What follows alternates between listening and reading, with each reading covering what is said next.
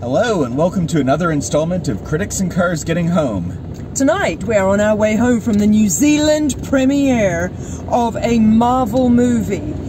You know, that independent movie franchise.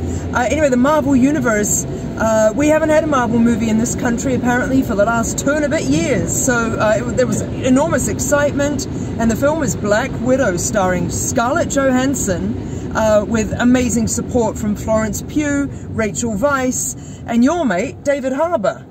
What makes him my mate? Because you always liked him. I do always like him, yeah, but Florence Pugh is more my mate. Well, yeah, it should be my mate as well, mate. So, so for once, we haven't even exchanged glances about what we think about this film. So this is fresh as. Do we want to set the scene before we say what we think, or should we just dive in? Okay, what do you think? I really liked it. Okay. I bet you didn't, did you? Oh, man! No, it was fine.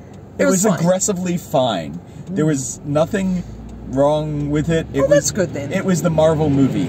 Right. It was like, I feel like, at one point I'm like, I feel like the same scene with an unlikely group of people who are sort of a family but not quite, sitting around a room, happened in Thor: The Dark World. And Fast and Furious. Well, there was a lot of talk about family in this film. But look, for me, it's what Wonder Woman should have been. Maybe what I mean. It's better than Wonder Woman. It's way better than Wonder Woman 2. Yeah. And it's very it's very different from Wonder Woman 2. But it's a way better superhero movie. And the reason I foreshadow those. Oh, look at the wonderful light behind us with the people with the beam on.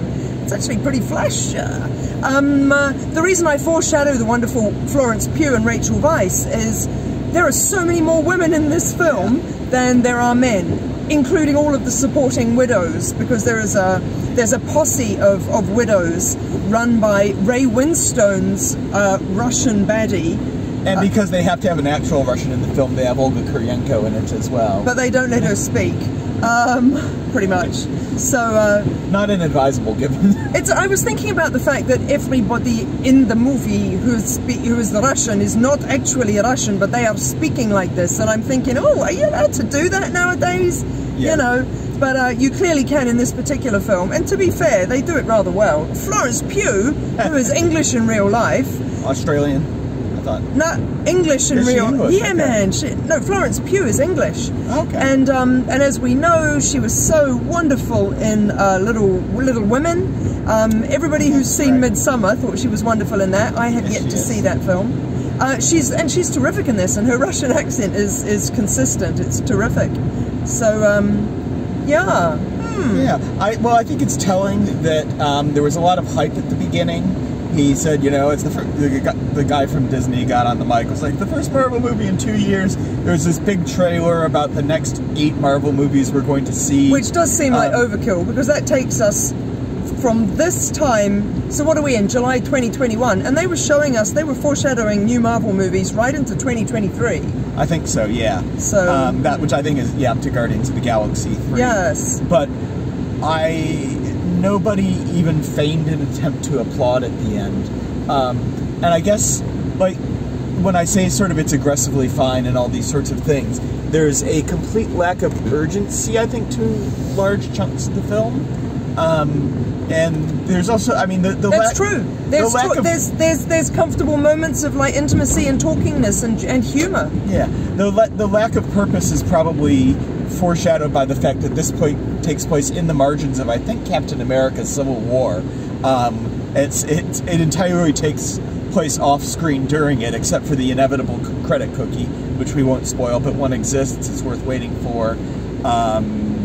But yeah, it's a very self-contained little movie, actually. I really liked it for that. And there were moments, these aren't spoilers, guys, but there were moments when I was afeared that bloody Tony Stark was going to descend from the heavens to save her or something. And then I realized, this is a female story. There are so many literally strong female characters in it.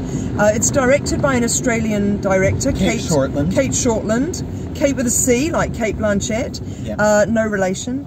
Well, they're both Australian. That's not how first names work. And that's true.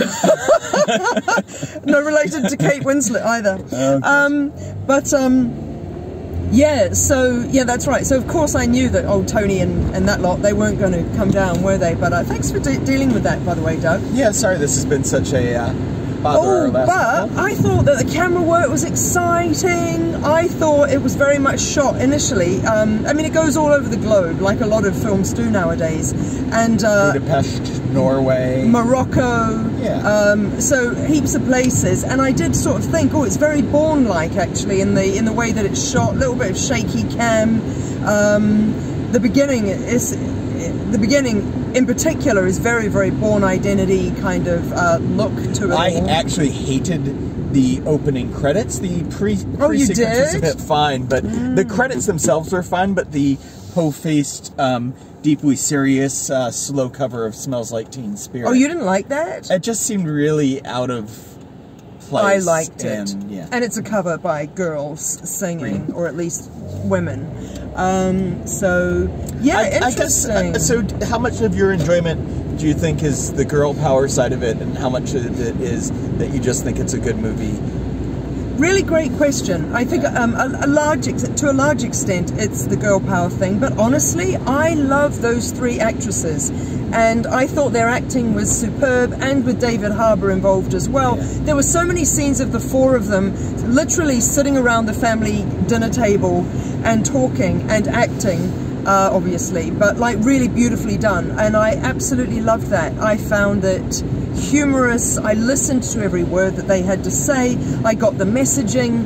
I just really enjoyed being in their presence. Like, they are genuinely. fun, and I when you say that, I don't disagree. And even Rachel Weisz's line at the end, I think, is quite hysterical, and they're very funny. Rachel Weisz and David Harbour are very great. They're terrific comic relief, playing it very straight-faced, you know. I guess a lot of the comic bits took me out of the. I know that's and that's a hallmark of a lot of Marvel movies, is balancing this kind of, because Robert Downey Jr. can't deliver a line without a smile. Sure, yeah, but Black Widow isn't that character, historically, and Scarlett Johansson is not funny in this. No, not for the most part. She has a little bit where she's getting upbraided by Rachel Weisz about her shoulders and such. Yes, but in a way, even then, she's the foil, isn't she, to the comic bits? So interestingly, in that when we were away this past weekend, there was a DGA magazine, and they were talking about a scene in Men in Black. DGA is the Directors Guild of America. And it's a scene where Tommy Lee Jones is keeping a straight face while Will Smith is getting attacked by a monster in a car while they get pulled over. In the Men in Black movie. Yes, and they said it was Tommy Lee Jones hated the director, Barry Sonnenfeld, because he spent 135 days being told not to be funny, and that it's funnier if only one person is seen as funny. Yes. And I thought about that a bit during this, once you had Florence Pugh and David Harbour together, where you had two people kind of stealing the scene at the same time. But look, I think you can probably tell from what both of us say whether you'll enjoy it, and I didn't not enjoy it. It's better than some of the Marvel movies, not as good as quite a few of them for my money, but I think one thing that I mean, as you know, because I've said, I really enjoyed the fact that there was talking and acting, and that there was a bit talking and acting, and that it wasn't all just CGI fight scenes. You know, the CGI fight scenes were really to a minimum. I enjoyed the fact that a lot of the action was more, I was going to say real life action. Well, none of it's really real life, is it? But that's what I enjoyed very much. There is more close quarter fighting in this one, and yes. I don't think there's a single giant energy beam destroying the world, so Marvel might have finally gotten the memo on that one. So, did you want to do a star rating? I think, I mean, I'm totally going 4 stars. You're not going 4.5, though? I don't know about that. Officially, ladies and gentlemen, I reserve judgment on that. Okay.